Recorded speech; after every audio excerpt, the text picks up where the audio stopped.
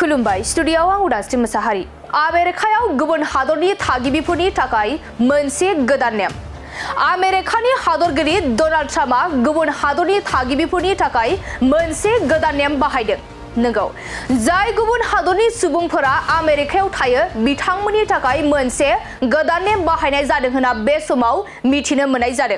आथिखालाव आमेरिकायाव गुबुन हादरनि थागिबिफोरनि 24 घन्टा गावजों लोगोसे गावबा गावनि सिनायथि बिलाइ एबा आइडि कार्डखौ लाफानांगोन आरो 24 घन्टा गावजों लोगोसे गावबा गावनि सिनायथिखौ लाफायाब्ला नोंथाङा जोबथेसालियाव थांनांनो हागौ।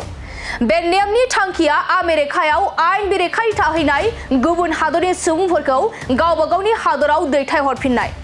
आमेरिकायाव बे गोदान नेमा 11 एप्रिलनिफ्राय गोहोम गोग्लैदों आरो सुलुंनि गेजेरजों मिथिनो मोननाय बायदिब्ला 30 साननि बांसिन आमेरिकायाव थाग्रा गुबुन हादरनि नोगोरारिफोरा आमेरिकानि सरकाराव रेजिस्ट्रेशन खालामनांगोन आरो जुदि नोंथाङा बेबायदि खालामाब्ला जोबथेसालियाव थानांगोन, लोगोसे जुरिमाना होनांनोबो हागौ होनना बे समाव सुलुंनिफ्राय मिथिनो मोननाय जादों।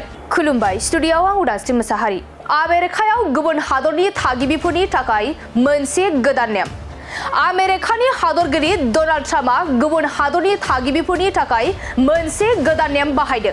नंगौ, जाय गुबुन हादरनि सुबुंफोरा आमेरिकायाव थायो बिथांमोननि थाखाय मोनसे गोदान नेम बाहायनाय जादों होनना बे समाव मिथिनो मोननाय जादों।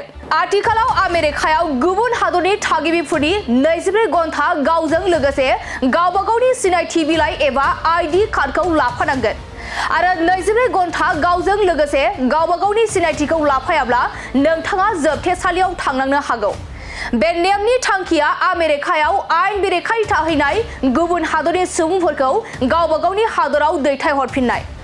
आमेरिकायाव बे गोदान नेमा 11 एप्रिलनिफ्राय गोहोम गोग्लैदों आरो सुलुंनि गेजेरजों मिथिनो मोननाय बायदिब्ला 30 साननि बांसिन आमेरिकायाव थाग्रा गुबुन हादरनि नोगोरारिफोरा आमेरिकानि सरकाराव रेजिस्ट्रेशन खालामनांगोन आरो जुदि नोंथाङा बेबायदि खालामाब्ला जोबथेसालियाव थानांगोन, लोगोसे जुरिमाना होनांनोबो हागौ होनना बे समाव सुलुंनिफ्राय मिथिनो मोननाय जादों।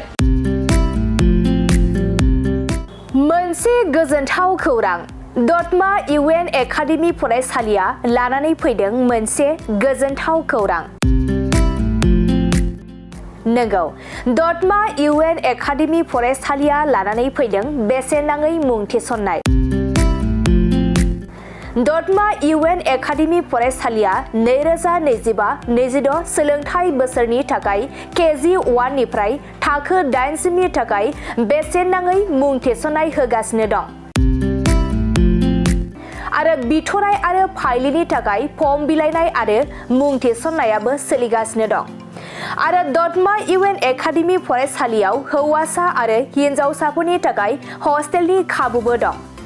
बिनिखायनो नोंथाङाबो नोंथांनि गथ'खौ डटमा इउएन एकाडेमि फरायसालियाव बेसेन होआजासे मुं थिसननो सानदोंब्ला आरो हस्टेलाव दोननानै फोरोंनो सानदोंब्ला थाबैनो मुं थिसननो हागोन।